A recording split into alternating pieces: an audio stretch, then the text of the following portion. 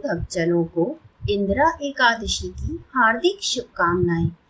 आज की वीडियो में आप श्रवण करेंगे आश्विन माह में पड़ने वाली इंदिरा एकादशी व्रत कथा का, जिसमें धर्मराज युधिष्ठिर श्री कृष्ण से कहते हैं कि हे भगवान, मैंने भाद्रपद शुक्ल एकादशी, जिसे परिवर्तनी एकादशी के नाम से जाना जाता है, उसका सविस्तार वर्णन आपसे सुना था।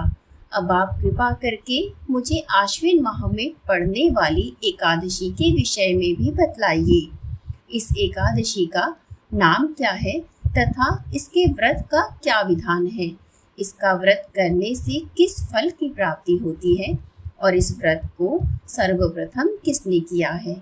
तब भगवान श्री कृष्ण कहते हैं कि हे युधिष्ठिर, आश्विन माह के कृष्ण पक्ष में पड़ने वाली एकादशी का नाम इंदिरा एकादशी है। यह एकादशी पापों को नष्ट करने वाली तथा पितरों को अधोगति से मुक्ति देने वाली है। हे राजन, मैं तुम्हें इस एकादशी के बारे में बताता हूँ, तुम ध्यान पूर्वक इसकी कथा सुनो। इस कथा को सुनने मात्र से ही वाजपेयी यज्ञ का फल मिलता है। प्राचीन काल की बात है। सतयुग के समय में महेशमती नाम की एक नगरी थी, जिसमें इंद्रसेन नाम का एक प्रतापी राजा धर्म पूर्वक अपनी प्रजा का पालन करते हुए राज्य करता था।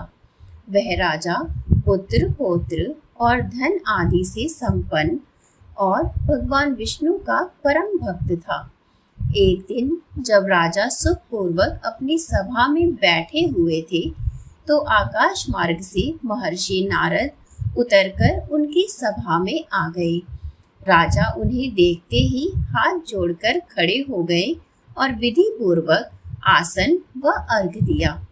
सुख से बैठकर नारद मुनि ने राजा से पूछा कि हे राजन, आपके सातों अंग कुशल पूर्वक तो है ना? आपकी बुद्धि धर्म में और आपका मन विष्णु भक्ति में तो लगा रहता है। तब देवर्षि नारद की ऐसी बातें सुनकर राजा ने कहा, हे महर्षि, आपकी कृपा से मेरे राज्य में सब कुशल पूर्वक है तथा मेरे यहाँ यज्ञ कर्म आदि भी सब भली प्रकार से हो रहे हैं। आप कृपा करके हमें अपने आगमन का कारण बताइए। तब ऋषि मुनि कहने लगे कि हे राजन, तुम ध्यान पूर्वक मेरे वचनों को सुनो। मैं एक समय ब्रह्मलोक से यमलोक को गया। वहाँ श्रद्धा पूर्वक यमराज से पूजित होकर मैंने धर्मशील और सत्यवान धर्मराज की प्रशंसा की। उसी यमराज की सभा में महान ज्ञानी और धर्मात्मा तुम्हारे पिता को एकादशी का व्रत भंग होने के कारण मैंने वहां पर देखा। उन्होंने मुझे संदेशा दिया, सो मैं तुमसे कहता हूँ। उन्होंने कहा कि पूर्व जन्म में कोई विघ्न हो जाने के कारण मैं यमराज के निकट रह रहा हूँ। सो हे पुत्र, यदि तुम आश्विन कृष्ण इंदिरा एकादशी का व्रत मेरे लिए करो तो मुझे स्वर्ग की प्राप्ति हो सकती है। इतना सुनकर राजा कहने लगे कि हे महर्षि, आप मुझे इस व्रत की विधि बताइए। तब नारद जी कहते हैं, आश्विन माह के कृष्ण पक्ष की दशमी के दिन सुबह श्रद्धा पूर्वक स्नान आदि से निर्वत होकर पुनः दोपहर को नदी में जाकर स्नान करें। फिर श्रद्धा पूर्वक पितरों का श्राद्ध करें और एक बार भोजन करें। प्रातः काल होने पर एकादशी के दिन दातुन करके स्नान करें। फिर व्रत के नियमों को भक्ति पूर्वक ग्रहण करते हुए प्रतिज्ञा करें कि मैं आज संपूर्ण भोगों को त्याग कर निराहार एकादशी का व्रत करूंगा। हे अच्युत, हे पुंडरीकाक्ष, मैं आपकी शरण हूँ, आप मेरी रक्षा कीजिए। इस प्रकार नियम पूर्वक शालिग्राम की मूर्ति के आगे विधि पूर्वक श्रद्धा करके योग्य ब्राह्मणों को फलाहार का भोजन कराएं और दक्षिणा दें। पितरों के श्राद्ध से जो बच जाए उसको सूंघकर गाय को दें तथा धूप दीप गंध, पुष्प, नैवेद्य आदि सब सामग्री से ऋषिकेश भगवान का पूजन करें।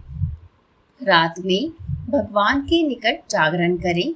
इसके पश्चात द्वादशी के दिन सुबह होने पर भगवान का पूजन करके ब्राह्मणों को भोजन कराएं।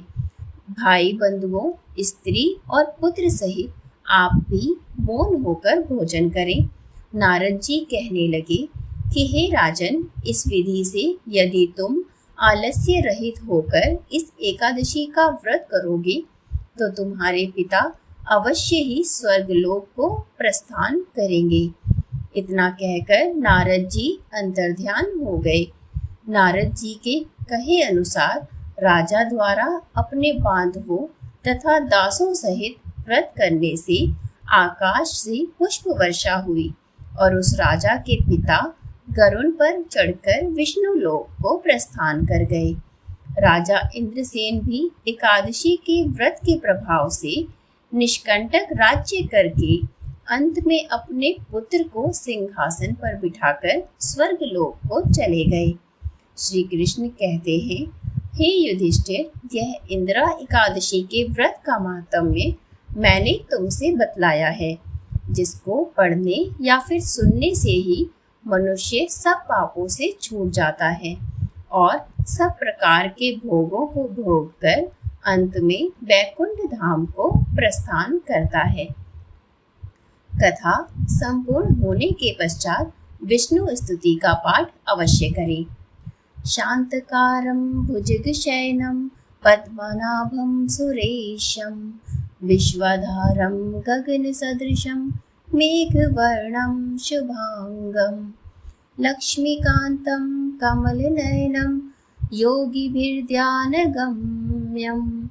वन्दे विष्णु भवभयहरं सर्वलोकैकनाथं,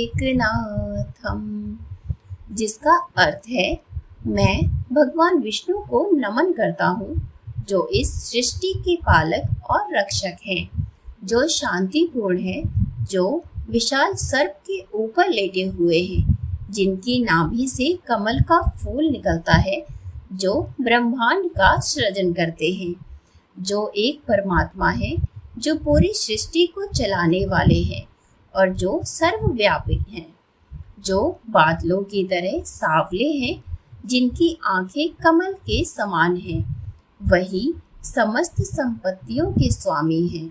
योगी जन उनको समझने के लिए ध्यान करते हैं और वह इस संसार से भय का नाश करने वाले हैं।